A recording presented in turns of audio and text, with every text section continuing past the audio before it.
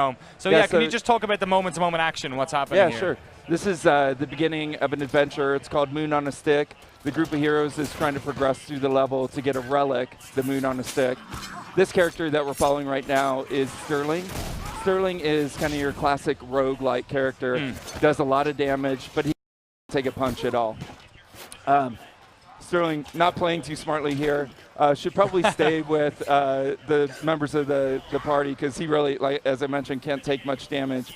This character at the bottom of the hill is Winter. She's a character of will. She's kind of a support class in the game. She freezes creatures, and then damage dealers come in, they clean them up. These 4 characters, are they preset? Does everyone who joins the party have to pick one of those? Yeah, well, it's not. So we have 6 characters, that 6 heroes we're showing at the show. We'll have a lot more for release. And you'll take those characters, you'll level them up, you'll customize them with weapons and armor. We'll have skill trees for them, so you can really make them your own. We'll have a haircutting salon in the main town that you can go in. You can change your appearance to.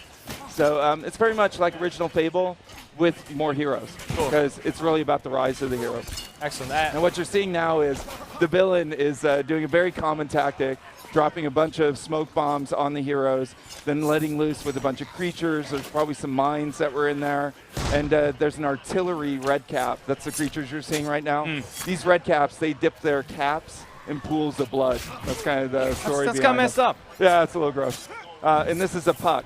Puck is a really dangerous character. It can go invisible and ambush heroes. Does a ton of damage. Unless you freeze his ass. Yeah, exactly. It's a good thing that Winter showed up, because Sterling would have a tough time against Puck one-on-one. Cool. So the challenge in this game, you said that the episodes are going to be about 30 minutes each.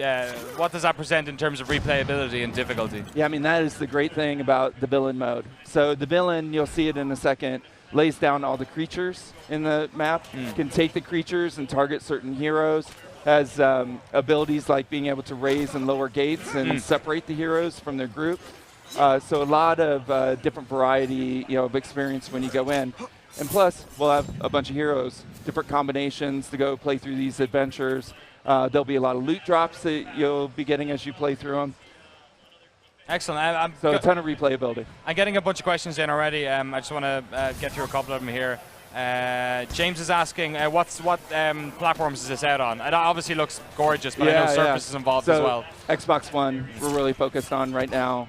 The power of the box, we're using Unreal 4.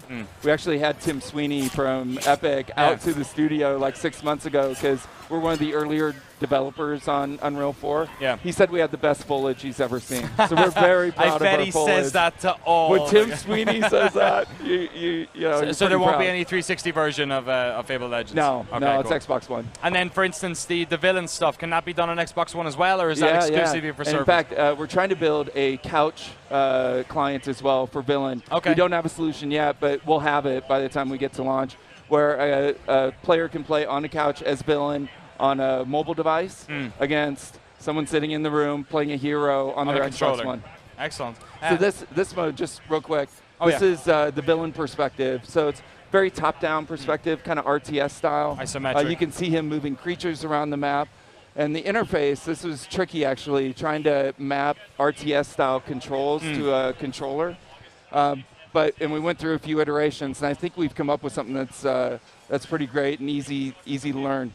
So on the left-hand side, you see the heroes. They're all on the D-pad. On the right-hand side are the creatures. They're on the face buttons. So you can select a hero with the D-pad, then select creatures, and the creatures will attack that hero. So it's one of the tactics that a villain can use to try to wear the heroes down. And this game is really, it's a game of attrition. So the villain, they have a bunch of creatures. They're just trying to do as much damage to the heroes as they can until the final engagement where the big monster comes out and hopefully the villain, or not, the villain kills the heroes.